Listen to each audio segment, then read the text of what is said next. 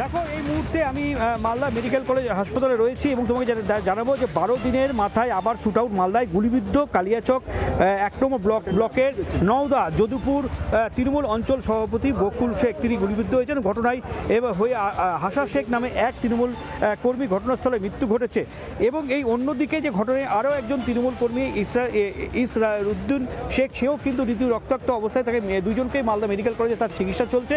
এবং তোমাকে যেটা বলবো, আজকে এলাকায় একটা ড্রেন এবং রাস্তার একটা উদ্বোধনের সময় ছিল এবং সেই উদ্বোধন করতে গিয়েই এবং রীতিমতো এই গোষ্ঠী কন্দল আবার প্রকাশ্যে আসলো এবং সেক্ষেত্রে আবার তৃণমূলের অঞ্চল সভাপতিকে লক্ষ্য করে গুলি করা হলো। যেখানে গোষ্ঠী কন্দলের বিষয়টা উঠে আসছে, তুমি যে কথাটা বলছো, এলাকায় তো মানুষের মধ্যে আতঙ্ক, এই নিয়ে শুভ্রাংশুর কিছু প্রশ্ন রয়েছে তোমার কাছে। দীপঙ্কর, সঙ্গে থাকো। দীপঙ্কর, শুনতে পাচ্ছ? ওখানকার যে সাধারণ মানুষ বা বিজেপি নেতারা, তারা বলছে তারা আতঙ্কে আছে, কেন ওখানে পুলিশ নেই, প্রশাসন নেই। আমাকে একটু খুলে বলো, দুলাল সরকার যার মৃত্যুর পর স্বয়ং মমতা বন্দ্যোপাধ্যায় বলেছিল তার খারাপ লেগেছে, পুলিশকে বলেছিল অপদার্থ। সেই ঘটনা বহুজন ধরা পড়েছে, পুলিশ অনেক বেশি অ্যাক্টিভ দেখেছে। ওখানে কি গোয়েন্দা পুলিশ বলে কিছু নেই না? গোটা অঞ্চলটাই চলে গেছে সম্পূর্ণ অরাজকতায়, কোনো আইনের শাসনই নেই ওখানে। দীপঙ্কর, কি হয়েছে ওখানে?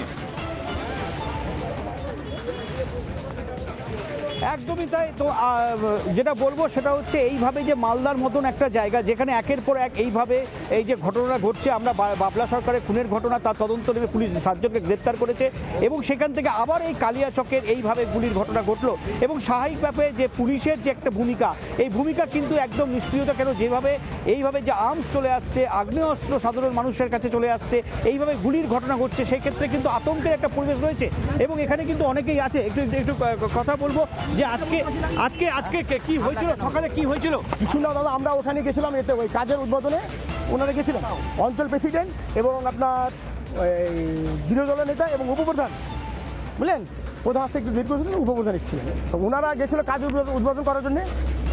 বলছিলাম যে জাকির আর বকুলের কি দীর্ঘদিনের লড়াই এলাকায়? না, 1 সময় ছিল, ওইগুলো সব মিটমাট হয়ে গেছিল, এখন নাই, এখন নাই, কিন্তু ওই হয়তো রাতটা ছাড়ছে। মানে কিসের জন্য এই লড়াইটা, কিসের? এলাকা দখল লড়াই না অন্য কিছু? হ্যাঁ, এলাকা দখল হতে পারে, কারণ যে ওই নতুন করে টিএমসিতে এসছে, এখন বকুল শেখ ওনার প্রভাব বেশি, ওনাকে যেমন করে সরাতে হবে। এটা কি দুজনের তৃণমূল? হ্যাঁ। এটা কারের লড়াই? এলাকা দখল না, এলাকা কোনো দখল নেই, তৃণমূলের লড়াই। তৃণমূল বললে কি পুরাতন তৃণমূলকে সরিয়ে। আমরা একবার কথা বলবো, আমরা একবার নিহত দুলাল সরকার, তার স্ত্রী রয়েছেন আমাদের সঙ্গে, এই মুহূর্তে রয়েছেন আমাদের সঙ্গে চৈতালি সরকার, আমাদের সঙ্গে টেলিফোন লাইনে রয়েছে। চৈতালি দেবী, আপনাকে স্বাগত জানাবো রিপাবলিক বাংলায়। আজকে আপনার স্বামী গুলিবিদ্ধ হওয়ার পরে 12টা দিন মাত্র কেটেছে, তারপরে আবার মালদার কালিয়াচকে গুলি ঘটনা, শুট আউটের ঘটনা, কি বলবেন? মালদা এরকম পরিস্থিতি কেন হলো? এর পেছনে নেপথ্যে কারা রয়েছে? দেখুন, আমি ঘটনাটা সাংবাদিক বন্ধুদের কাছ থেকে জানতে পারলাম। আমি নিজেও এখনো আমার স্বামীর যে ঘটনা ঘটেছে সেটা থেকে এখনো উঠতে পারিনি।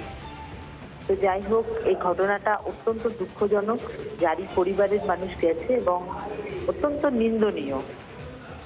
আমার মনে হয় এই ঘটনার সঠিক তদন্ত হবে, পুলিশ করবে এবং কোর্ট তার সাজা দেবে, এবং আমাদের দলও নিশ্চয়ই এ বিষয়ে নজর রাখবে যে এই ঘটনাটা ঘটছে। এই মুহূর্তে তার পরিবারকে সমবেদনা জানানো ছাড়া আমার কিছু করার নেই, কারণ আমি জানি এই অবস্থার মধ্যে দিয়ে আমি চলছি। তো তার পরিবার যেন এই বিরাট সংকট থেকে নিজেদেরকে রক্ষা করতে পারে, আমি এটুকুই বলবো। দিদি, আপনি যে কথাটা বলছেন, সেই যে আমি শুভ্রাংশু বলছি দিদি, এটা তো সত্যি কথা, সমবেদনা জানানো ছাড়া আর সত্যিই কিছু নেই। কিন্তু আপনাদের এই মালদা, যে মালদার জন্য দুলালবাবু এতটা লড়াই করেছেন, খোদ মমতা বন্দ্যোপাধ্যায় দুলালবাবুকে বলেন, দুলালবাবু কাজের কথা বলেন, সেই মালদাটা কীরকম পরিস্থিতি হয়ে গেল? গুন্ডারা ঘুরে বেড়াচ্ছে, দিনের বেলায় গুলি করে দিচ্ছে। দিদি, এটা কি হচ্ছে দিদি মালদায়? দেখুন, এটা যারা করেছে তারা সুস্থ মস্তিষ্কের মানুষ নয়, কারণ তাদের মধ্যে এত বেশি পাশবিকতা এবং সংকীর্ণ মানসিকতা, যারা ভাবছে কাউকে মেরে দিলেই তারা সবকিছু পেয়ে যাবে, সেই মানসিকতা থেকে এই জিনিসগুলো করছে। আমার মনে হয় তাদের মানসিক অবস্থার পরিবর্তন হওয়া দরকার, এবং পুলিশ প্রশাসন যা ঘটেছে সেটা নিশ্চয়ই নজর রেখে আগামী দিনে যেন না ঘটে সেটা নিশ্চয়ই চেষ্টা করবে।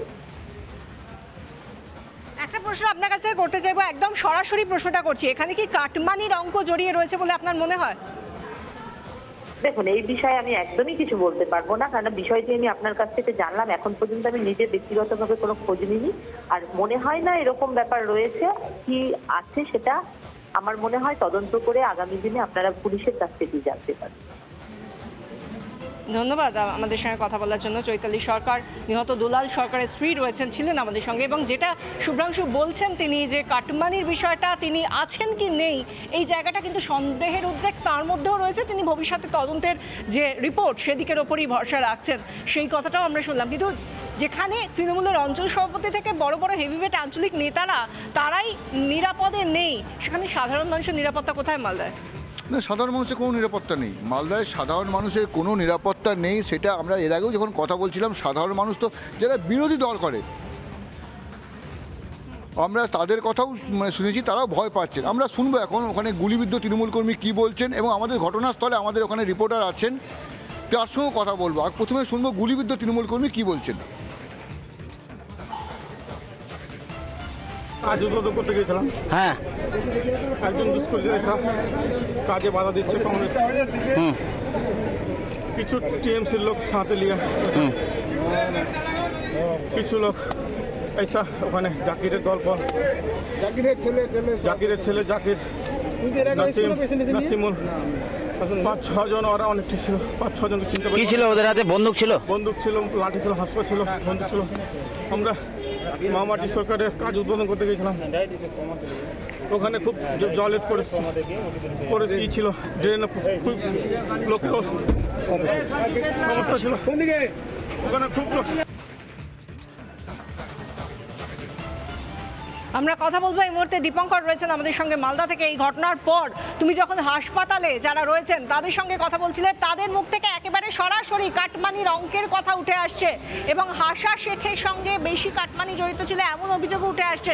ঠিক কি ঘটনা, কেন এই অঙ্কের কথা উঠে আসছে? চৈতালি সরকার, দুলাল সরকারের স্ত্রী, তার সঙ্গে যখন কথা বলছি তিনিও কিন্তু এই বিষয়টা জেনে ফেলতে পারছেন না যে কাটমানি আছে। ঠিক কি চলছে মালদায়?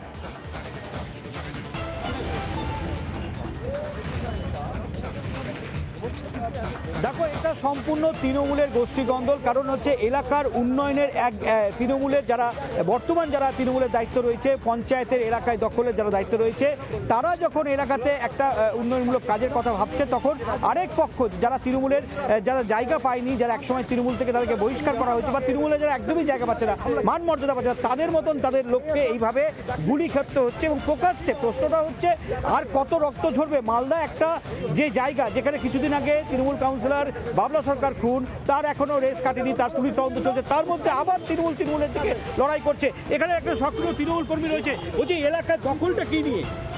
এখন এলাকার দখলটা কি নিয়ে, এখন তো নতুন এরও এসছে। এখন চাইছে যে এই দুজনকে যদি সরিয়ে দিতে পারি আমরা, এদের প্রভাব বেশি, এদের কাছে লোকজন বেশি, এদেরকে যদি সরিয়ে দিতে পারি তো আমাদের সুবিধা হবে। বর্তমানে বকুল সিংহের সঙ্গে লড়াইটা কিসে? বর্তমানে তো কিছু লড়াই নাই, আমি কিছু লড়াই বলবো আপনাকে। কি চাচ্ছিল মানে যারা গুলি? ওনারা চাইছিল উন্নয়নের সাথে হয়তো কিছু একটা চেয়েছে, ওরা দিবে না।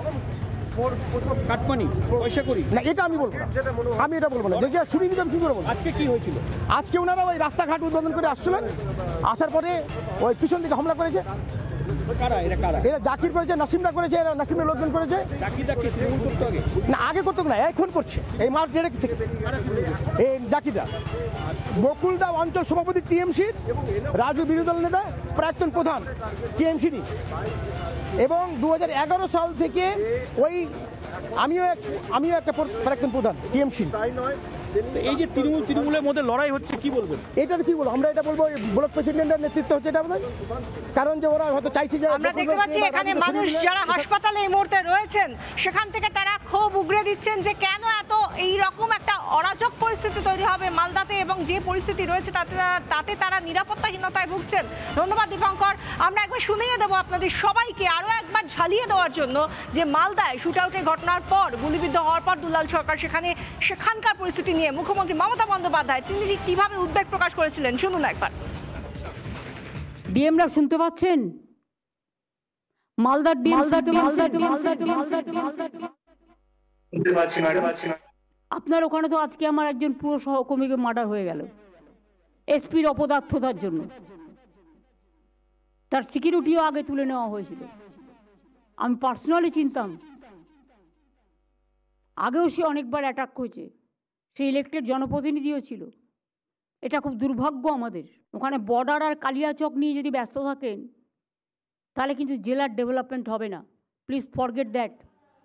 ওখানে প্রোটেকশন করুন। নানা ধরনের কন্টেন্ট দেখার জন্য লাইক করুন, শেয়ার করুন আমাদের ফেসবুক পেজ, সাবস্ক্রাইব করুন আমাদের ইউটিউব চ্যানেল। পাশাপাশি অন্যান্য ব্রেকিং নিউজের জন্য অবশ্যই চোখ রাখুন রিপাবলিক বাংলায়।